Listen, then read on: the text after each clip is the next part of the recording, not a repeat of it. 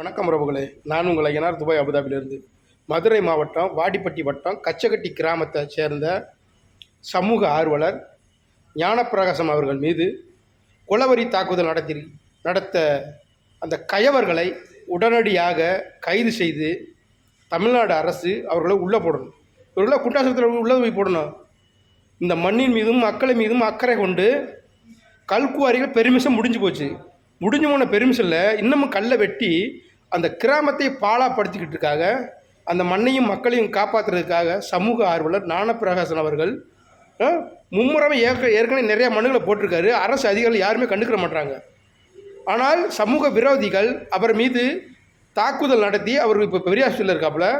இவர்களெல்லாம் குண்டாசத்திரத்துக்கு உள்ளே போடணும், 10 வருஷம் உள்ளே போட்டுடணும். அப்போ தான் யார் மேலேயும் இந்த மாதிரி கை வைக்க மாட்டார்கள்.